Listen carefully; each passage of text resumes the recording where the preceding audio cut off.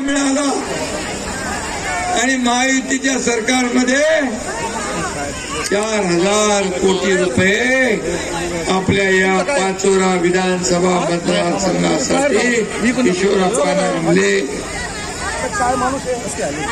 आणि म्हणून शिवसेनेचा मुख्यमंत्री असताना देखील महाविकास आघाडीमध्ये आमदारांना हात चोळत बसायची आणि आम्ही उठाव केला.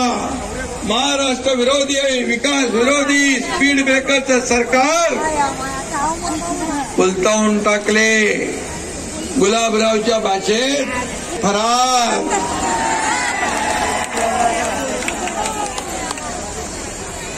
केलं नसतं तर काय झालं असतं, 4,000 कोटी मिळाले असते.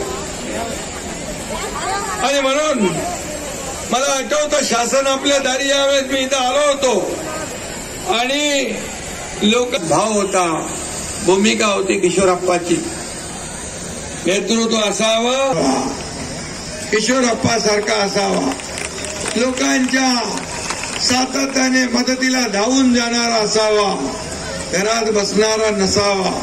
नाहीतर मी पण घरात बसतो, तुम्ही पण घरात बसा. आणि काय गुलाबराव काय कोमट पाणी पिया.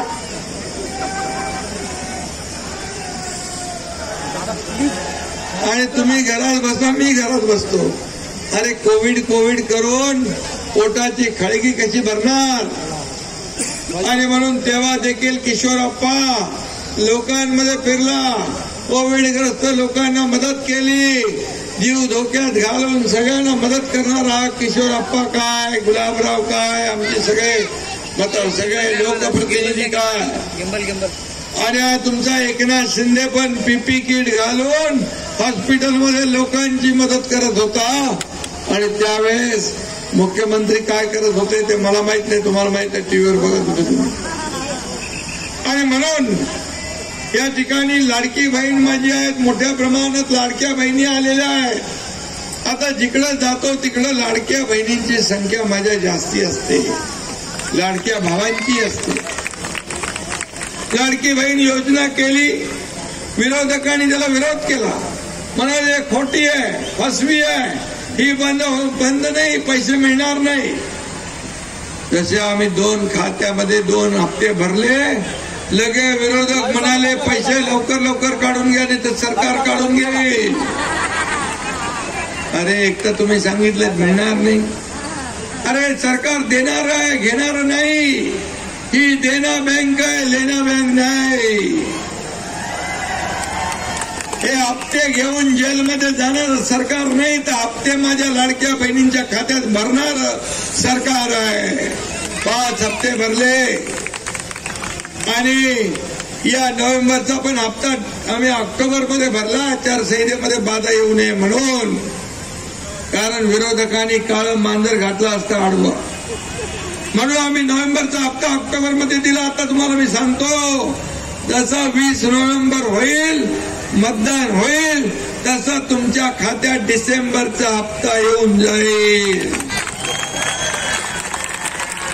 ही सरकारची जिम्मेदारी आहे. आम्ही बोलतो तसं करतो. आणि या लोकांनी सांगितलं आम्ही याची चौकशी लावू, अमकं लावू, तमकं लावू. अरे तुम्हाला काय लावायचे ते लावा, तुमची वाट या निवडणुकीत माझ्या लाडक्या बहिणी लावल्याशिवाय राहणार नाही. या निवडणुकीत तुमचा करेक्ट कार्यक्रम झाल्याशिवाय राहणार नाही. माझे लाडके भाऊ पण इकडे आहेत, त्यांच्यासाठी पण आम्ही योजना आणली.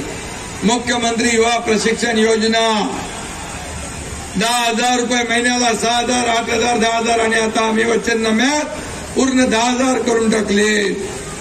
शेतकरी आहेत, शेतकऱ्यांसाठी आम्ही योजना केली. आता वचननामा, हा महायुतीचा आमचा वचननामा केला 10 सूत्री. हा फक्त ट्रेलर आहे, पिक्चर अभी बाकी आहे. याच्यामध्ये पहिली योजना, लाडक्या बहिणींना 1,500 वरून 2,100 रुपये करण्याचा निर्णय आम्ही घेतला. माझ्या शेतकऱ्यांना कर्ज माफी करण्याचा निर्णय आम्ही घेतला.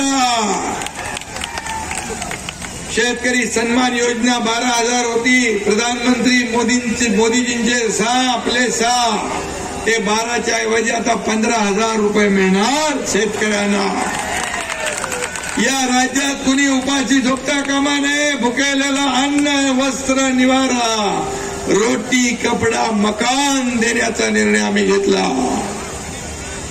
आणि जे ज्येष्ठ लोक आहेत वृद्ध आहेत त्यांना पेन्शन 1,500 होती ते 2,100 रुपये करण्याचा आम्ही निर्णय घेतलाय. रोजगार निर्मिती करण्याचा निर्णय घेतलाय. आणि 10 लाख बेरोजगारांना 10,000 महिन्याला देण्याचा विद्यावेतन अप्रेंटिसशिप देण्याचा निर्णय घेतलाय. 45,000 गावात पांढरे रस्ते बांधण्याचा निर्णय आपण घेतलाय. अंगणवाडी आणि आशा सेविकांना महिन्याला 15,000 रुपये देण्याचा निर्णय घेतलाय. आणि बिलाचं शेतीचं बिलाचं ते वीज बिल पूर्ण माफ करून टाकलंय. आता 0 बिल येईल. गुलाबराव चालू झालं का 0 बिल. आणि आता जे आपण घरात वापरतो लाईट पंखे फ्रीज टीव्ही एवढं बिल येतं त्याच्यामध्ये 30% सवलत देण्याचा निर्णय घेतला. आणि सरकार स्थापल्यानंतर 100 दिवसात विजन महाराष्ट्र 2019 हा निर्णय आपण घेतला. हे जर सरकार पलटवलं नसतं तरी झालं असतं का? हे आपण केलं असतं का? माझ्या लाडक्या बहिणींना मी विचारतोय या त्यांना तुम्ही जोडा दाखवणार की नाही? शेतकऱ्यांच्या योजना कर्जमाफीच्या योजना माझ्या लाडक्या बहिणींच्या योजना लाडक्या भावांच्या योजना या योजनेच्या मी इन्क्वायरी लावू चौकशी करू आणि जे दोषी आहेत ते आपलंच आहे. पण त्यांचं सरकार तुम्ही येऊ देणार? सरकार येऊ देणार? तुमच्या योजना बंद पाडणाऱ्यांचं सरकार येऊ देणार? आणि तुमच्यासाठी माझ्या शेतकऱ्यांसाठी माझ्या लाडक्या भावांसाठी लाडक्या शेतकऱ्यांसाठी लाडक्या बहिणींसाठी लाडक्या ज्येष्ठांसाठी जेलमध्ये जावं लागलं तर एकनाथ शिंदे एकदा नाही 100 वेळा जेलमध्ये जायला तयार आहे.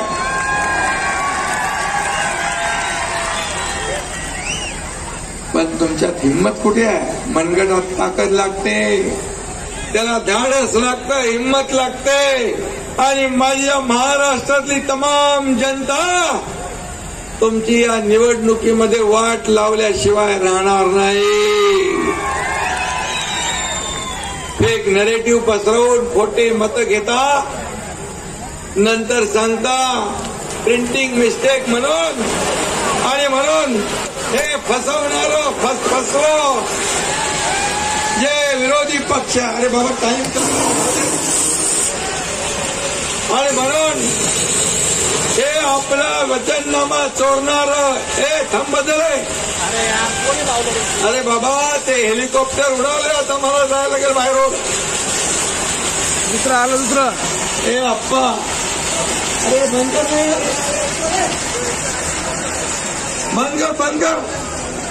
अरे बाबा 23 तारखेला येतो फटाके फोडायला यायचे.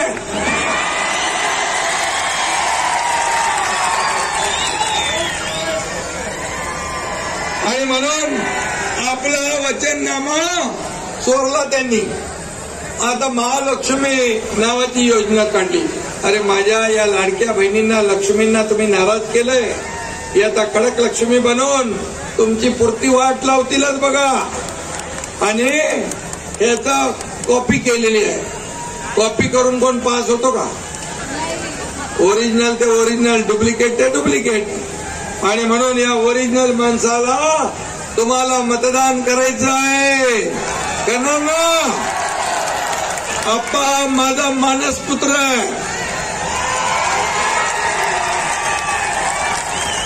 अप्पाला विकासाला खूप निधी दिला. जेव्हा जेव्हा 4,000 कोटी कधी घेऊन आला मला माहित पण नाही, कळलं पण नाही. काय गुलाबराव,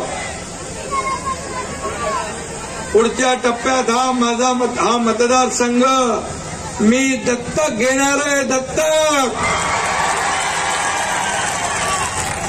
त्यामुळे चिंता करायचं काम नाही. या मतदारसंघातून वाहणाऱ्या अरे गिरीश भाऊ, तर तुमचं स्वागत आहे. आपण दोघं मिळून घेऊ. या मतदारसंघातून वाहणाऱ्या गिरणा नदीवर बंधाऱ्याचा प्रश्न प्रलंबित आहे. त्यासाठी निधी उपलब्ध करून बंधारे आपण पूर्ण करू, हा देखील शब्द या ठिकाणी देतो. MIDC मंजूर केलेली आहे.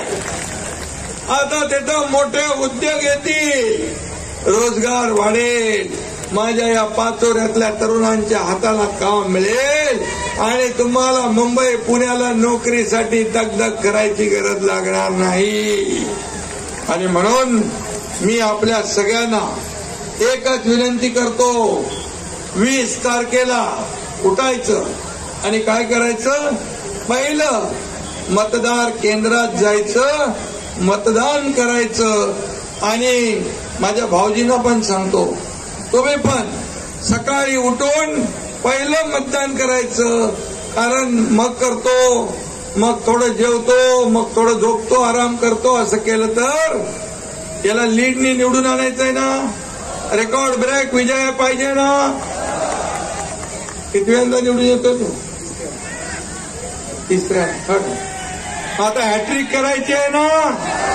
हॅट्रिक करायची म्हणजे तुम्हाला चेंडू बाउंड्रीच्या बाहेर घालवायला लागेल. आणि म्हणून तुम्हाला सगळ्यांना माझी विनंती आहे की 20 तारखेला तुम्ही भरभरून मतदान करा.